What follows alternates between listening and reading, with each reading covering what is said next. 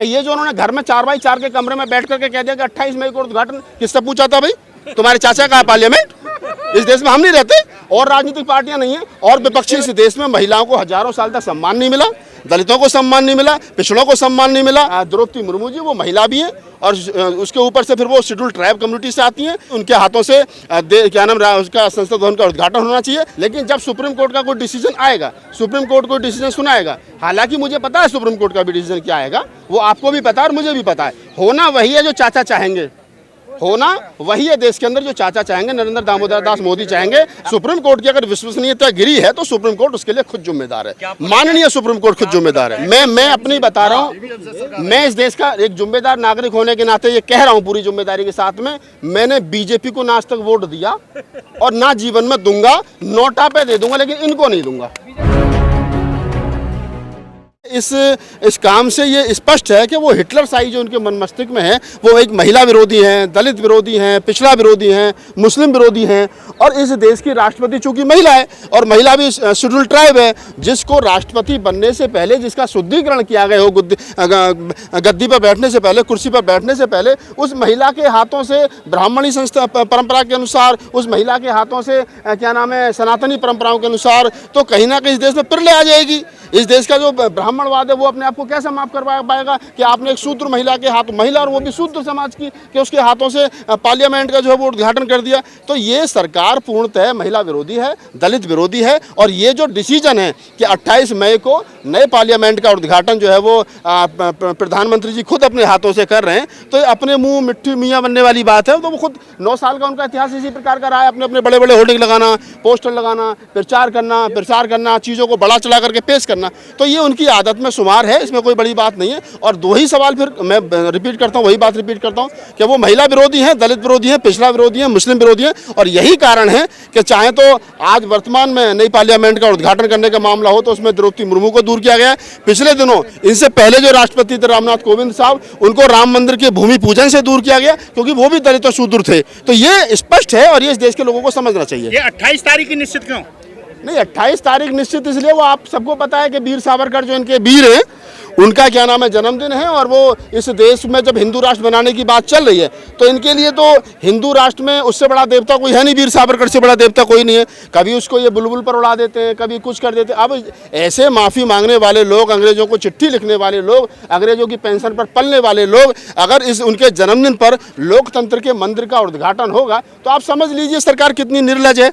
ये सरकार की 24 की तैयारी तो है और कब की 25 की थोड़ा ही है, ये तो पौने 24 की तैयारी हो रही है, 24 की भी नहीं, उससे पहले वाली तैयारी चल रही है। विपक्षी दल विरोध कर रहे हैं, क्या कहेंगे आप? नहीं, विपक्षी दल के विरोध कर रहे हैं, हम भी विरोध कर रहे हैं, आप विरोध नहीं कर रहे हैं। ये पत्रकार है, ये एक्टिविस्ट, या कौन सा ऐसा आदमी है बताओ जो विरोध नहीं कर रहा?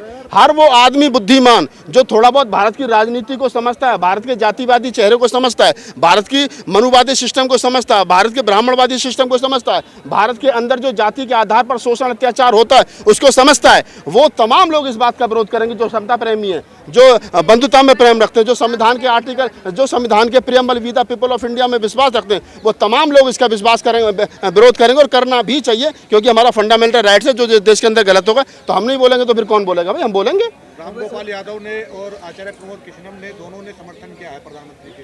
नहीं, रामगोपाल यादव ने क्यों किया है? हो सकता है उनको भी डर हो कि कहीं सीबीआई का छापा ना पड़ जाए।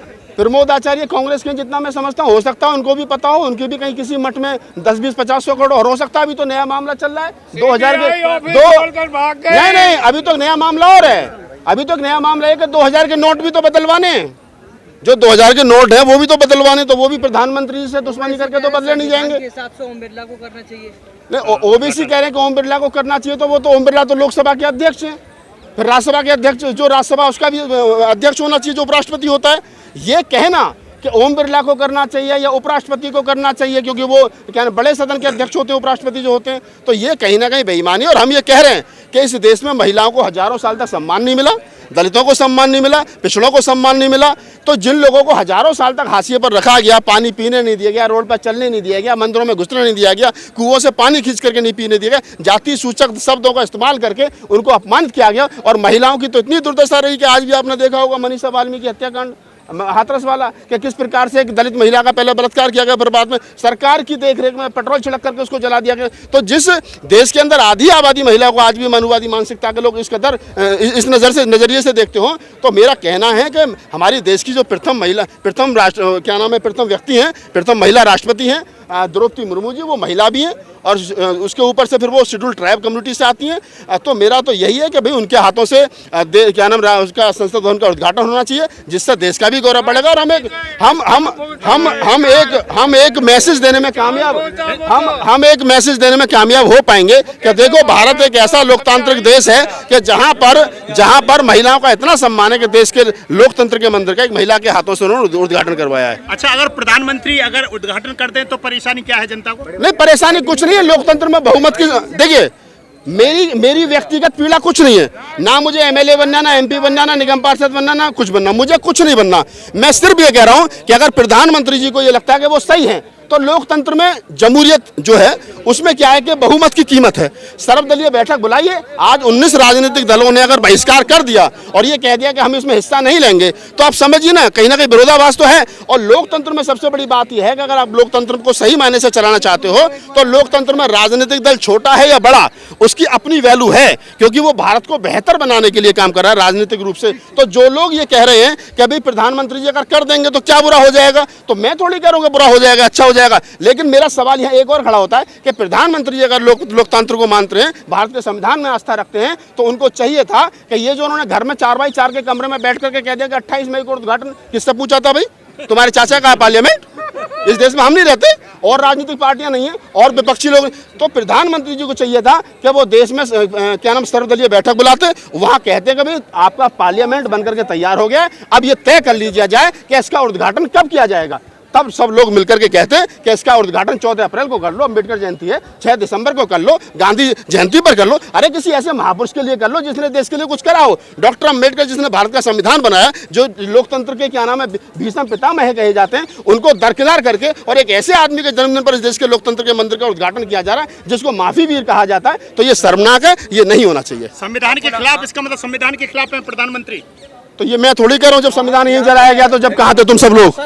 नहीं, सुनिए, जब प्रधानमंत्री जी जब यहीं पार्लियामेंट स्ट्रीट पे भारत का संविधान जलाया गया था, वो लोग खुले घूम रहे हैं, आज तक पता नहीं उनके उस मुकदमे में क्या हुआ है और सरकार के कान पर जू तक नहीं रहेंगी थी। तो कौन से लोग थे वो जो भारतीय संविधान मुर्दाबाद और डॉक्टर अम्बेडकर मुर्दाबाद के नारे लगा रहे थे?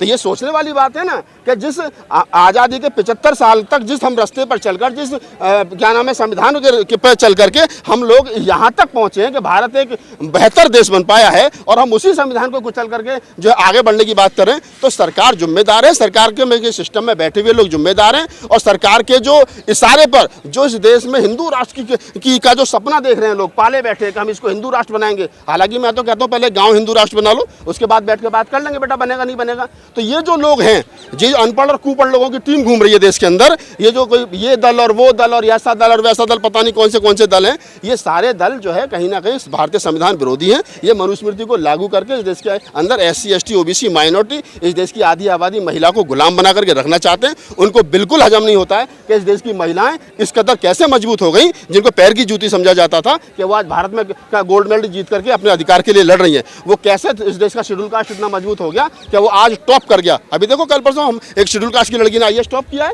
तो ये इस देश की बेटियां कैसे, जो शेड्यूल कास्ट की दलित समाज की लड़कियां जो टीना डाबी हो गई, तो ये उनको हजम नहीं हो रहा है, और इसी के लिए वो दिन प्रतिदिन आए दिन नए कुछ ना कुछ सुगुबा छोड़ते हैं, और वो चाहते हैं कि इस इन फ्यूचर क्या होगा। बहुत सारी चीज़ें भविष्य के गर्भ में हैं, तब तक सुप्रीम कोर्ट का कोई डिसीजन नहीं होगा। ये तो वही वाली बात हो गई कि कल ऐसा नहीं होगा तो वैसा हो सकता है। ये आप और मैं बैठ करके कयास लगा रहे हैं, लेकिन जब सुप्रीम कोर्ट का कोई डिसीजन आएगा, सुप्रीम कोर्ट कोई डिसीजन सुनाएगा, हालांकि मुझे पता है सुप्रीम कोर्ट का भी डिसीजन क्या आएगा, वो आपको भी पता है और मुझे भी पता है। होना वही है जो चाचा चाहेंगे, होना वही है देश के अंदर जो चाचा चाहेंगे, नरेंद्र दामोदर दास मोदी चाहेंगे। अगर उनको 28 मई को वीर सावरकर के जन्मदिन पर पार्लियामेंट का उद्घाटन करना है, तो 99.9% वही होगा।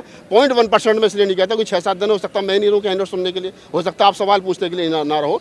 तो ये बहुत सारी चीज़ें हैं। हम लोग ऐसे माहौल में अपना जीवन जी रहे हैं कि जहाँ कल किसके साथ क्या हो जाए, कहाँ गाड़ी पलट जाए, कहाँ किसको गोली लग जाए, ये बहुत बड़ी बात नहीं है। तो इसलिए मैं क्या बोला क्या सरकार का सुप्रीम कोर्ट पर नियंत्रण है कि मणिपुर में प्रधानमंत्री मैं थोड़ी कह रहा हूँ कि सरकार का सुप्रीम कोर्ट पे नियंत्रण है। अरे भाई, जब इस देश के अंदर मंदिर पर फैसला सुनाने वाले जज के खिलाफ पहले एक लड़की से झूठी कंप्लेंट करवाई जाती हो यौन शोषण की, बाद में उससे बैठ करके बात करवाया जाता है, हिंदू मंदिर के पक्ष में फैसला सुनवाया जाता है और बाद में नाम के तौर पर राज्यसभा सांसद भेजा जाता हो, तो ये मैं थोड़ी कर रहा हूँ, तो दिख रहा है।